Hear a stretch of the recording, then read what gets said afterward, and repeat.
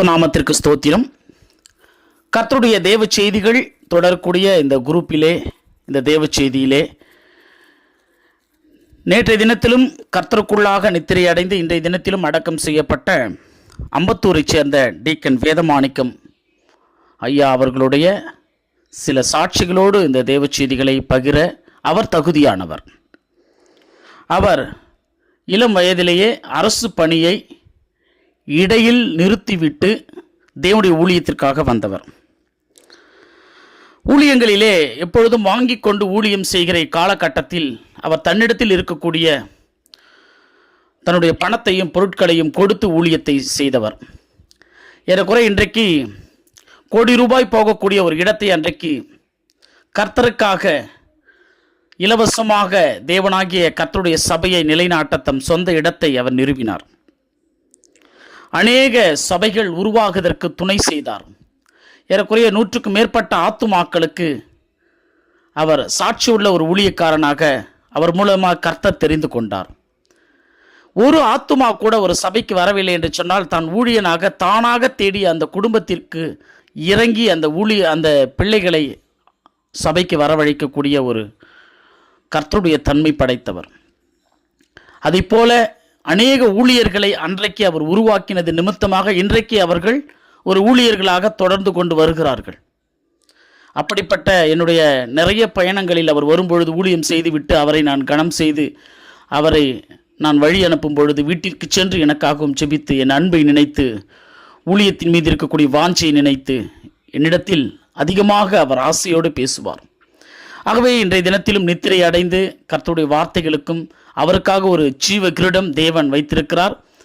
அவர் இந்த பூமியிலே அவருடைய ஓட்டத்தை சரியாக ஓடினார், ஓட்டத்தை முடித்தார். கர்த்தரிடத்தில் ஜீவ கிரீடம் இருக்கிறது. கர்த்தராகிய இயேசு கிறிஸ்துவின் ஊழியங்களையும் நாமும் அவரை போல தொடர்ந்து செய்யும்படியாக ஆண்டவராகிய இயேசு கிறிஸ்துவனுடைய 812வது தேவனுடைய வார்த்தை. மனிதன் ஒரு ஜீவ ஆத்துமா. ஜீவ ஆத்துமானா என்ன? நாம் இன்றைக்கு இருக்கிறோம், மரித்து போகிறோம். மரித்ததோடு நம்மளுடைய வாழ்க்கை, நம்முடைய அந்த ஆத்துமா எல்லாமே முடிந்து விடுகிறது என்று உலகம் நினைத்து கொண்டிருக்கிறது. அதுதான் கிடையாது. ஆதியாகமம் 2வது அதிகாரம் 7வது வசனம், தேவனாகிய கர்த்தர் மனுஷனை பூமியின் மண்ணினாலே உருவாக்கி ஜீவ சுவாசத்தை அவன் நாசியிலே ஊதினார், மனிதன் ஜீவ ஆத்துமாவாக மாறினான். ஒரு மனிதனை ஜீவ ஆத்துமாவாகவே தேவனாகிய கர்த்தராகிய தெய்வம் படைத்திருக்கிறது. கர்த்தர் தம்முடைய படைப்புகளில் மனிதனை மட்டும் அவருடைய அதே சாயலிலும் அவருடைய ரூபத்தின்படியும் மண்ணிலிருந்து உருவாக்கினார். அவர் ஜீவ சுவாசத்தை மனிதனுடைய நாசியிலே ஊதின பொழுது அவன் ஜீவ ஆத்துமாவாக மாறினான். பொதுவாக மனிதனுடைய ஆத்துமாவானது அவனுடைய உடம்புக்குள்ளாக இருப்பதாக நம்பப்படுகிறது. ஆனால் உண்மை என்னன்னா, தற்காலிகமாக தான் நம்மளுடைய உடம்புக்குள்ள வாழும் அந்த மனிதனே அந்த ஆத்துமா. தேவன் ஆதாமை மண்ணிலிருந்து உருவாக்கினது போல இந்த காலத்தில் மனிதர்களை மண்ணாலே உருவாக்குவது கிடையாது. பெற்றோர் பிள்ளைகளை அவர்களுடைய சாயலில் பெற்றெடுக்க தேவன் அவர்களை பயன்படுத்துகிறார்.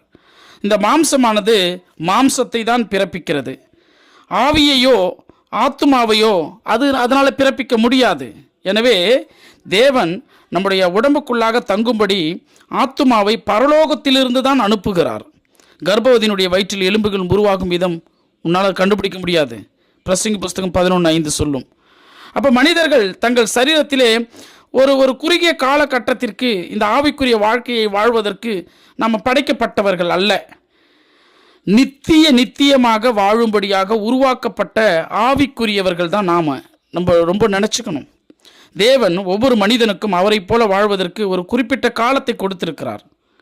அவர் ஆவியாய் இருக்கிறபடினால் மனிதனுடைய மரணத்திற்கு பிறகுதான் தேவனோடு நித்தியமாய் அவரோடு உறவாடி வாழ முடியும். அப்போ ஒரு தேவன் ஆவியாக இருக்கிறாரு, நாம் மாம்சமாக இருந்து அவரோடு கூட உறவாட முடியுமா, வாழ முடியுமானா நம்ம நித்தியமாக வாழ முடியாது. நம்ம இறந்த பிறகுதான் நம்முடைய உடம்பு ஜீவ ஆத்துமாவாக மாறுகிறது. அந்த ஜீவ ஆத்துமாவை தந்த தேவனிடத்தில் பரலோகத்தில் வாழ்கிறதற்கு தகுதி படைக்கிறது.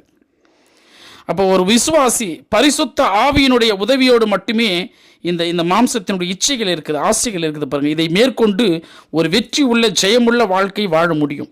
அதனால தான் மாம்சம் ஆவிக்கு விரோதமாக இருக்கிறது, ஆவி மாம்சத்துக்கு விரோதமாக இருக்கிறது என்று வசனம் சொல்லுகிறது. அதனால் நீங்கள் ஆவிக்கேற்றபடி நடந்து கொள்ள வேண்டும் அப்படின்னு அப்போஸ்தலனாகிய பவுல் இந்த கலாத்தியரிடம் அவன் வேண்டிக் கொள்வான். ஆகவே இந்த உலகத்திலே நம்ம வாழ்க்கை முடிந்ததும் இந்த மண்ணான உடம்பு பூமிக்கு திரும்பி அது மண்ணுக்கே போயிடும். அப்போது கடவுளால் படைக்கப்பட்ட இந்த ஆவி நமக்குள்ள ஆத்மா இருக்குது பாருங்க, அது படைத்த தேவனிடத்திற்கு பரத்திற்கு செல்லும். ஏன்னா இந்த ஆவியை நான் விடமாட்டேன் அப்படின்னு சொல்கிறதுக்கு ஒருவனுக்கும் அதிகாரம் கிடையாது. தெய்வம் பறித்து கொண்டால் அவர் எப்போ வேணாலும் பறித்து கொண்டு போய்விடுவார். அதனால தான் நீங்கள் இந்த பூமியிலே இயேசு கிறிஸ்துவை நீங்கள் ஏற்றுக்கொள்ள வேண்டும் என்று சொன்னால் சாகிறதற்கு முன்னாடி வரைக்கும் தான் உங்களுக்கு டைம். ஆகவே கர்த்தருடைய ஜனங்களே, கர்த்தரை ஏற்றுக்கொள்ளாதவர்களே, மனிதன் ஒரு தற்காலிகமான ஆத்துமாவை உடைய ஒரு உடம்பாக நம்ம வாழ்ந்து கொண்டு வருகிறோம். இந்த நித்தியமாய் வாழக்கூடிய ஒரு வாழ்க்கைக்காக படைக்கப்பட்டவர்கள். நாம் அழியாதபடி வாழணும்னா ஆண்டவராகிய இயேசு கிறிஸ்து ஒருவரே வழி. இயேசு கிறிஸ்து நம் அனைவரையும் ரட்சித்து பாதுகாத்து ஆசீர்வதிப்பார். அடுத்த தெய்வ செய்திகளோடு நான் உங்கள் இயேசு கிறிஸ்துவின் ஊழியன் சகரியா